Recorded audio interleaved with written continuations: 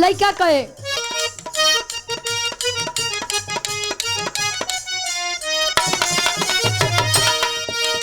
आइल बड़ू होटल खोला तनी बोतल मुंह से लगल गोरिया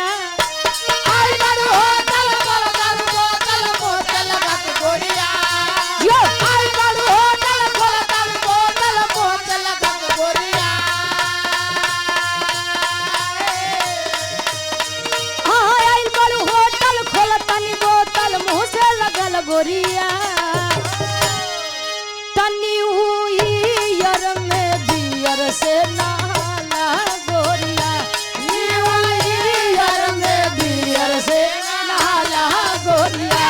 न्यूयर में बियर से नहाला गोरिया न्यूयर में बियर से नहाला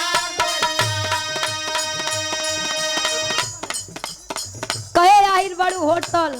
बोला तनी बोतल मुंह से लगाला गोरिया न्यू ईयर में बियर से गोरिया आज के जनरेशन वाले के नया साल बा पहले के नया साल आवे तो लड़का छोटे के रहे तले नींद नहीं खुले तब ले भैया दीदी बहनी हैप्पी न्यू ईयर नया साल मुबारक हो। आज तो जब ले 2-4 बोतलें आई ना जाए देखा था नया साल के पार्टी तो कितना जने आजे मनाई ली है पार्टी आय आज अब दोबारा मिली आइल बड़ू होटल खोला तनी बोतल मुंह से लगल गोरिया आइल बड़ू होटल खोला तनी बोतल मुंह से लगल गोरिया आइल बड़ू होटल खोला तनी बोतल मुंह से लगल गोरिया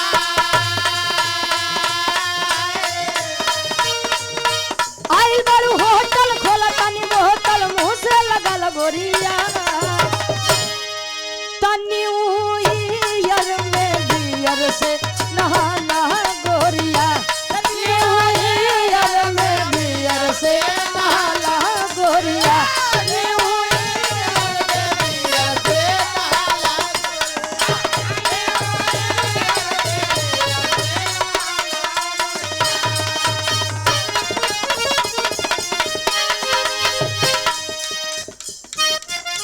क्या बात है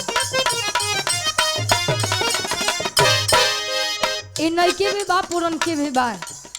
पुरान गीत रहे आज के गवैया एक नया में ढाल दे कहे लाल लाल होठावा से लाल लाल होठावा से चुए लाल लैया हो की रस चुए ला अरे यार बड़ा बढ़िया ब्रेक मारा थे लाल लाल होठावा से लाल लाल होठावा से चुए लाल लैया हो की रस चुएला हो की रस चुएला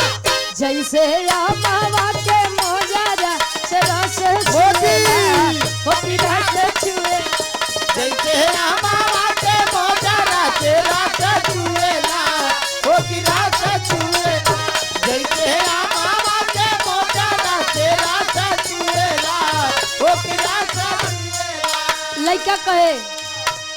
प्यारा वाली बोती आजे प्यारा वाली बोती आजे बोले लू करे जा हो करे जा छुएला हो करे जा छुएला तो हर मीठी मीठी बोलिया करे जा छुएला हो करे जा छुएला तो हर मीठी मीठी बोलिया करे जा छुएला हो करे जा छुएला हर मीठी मीठी बोलिया करे जा छुएला हो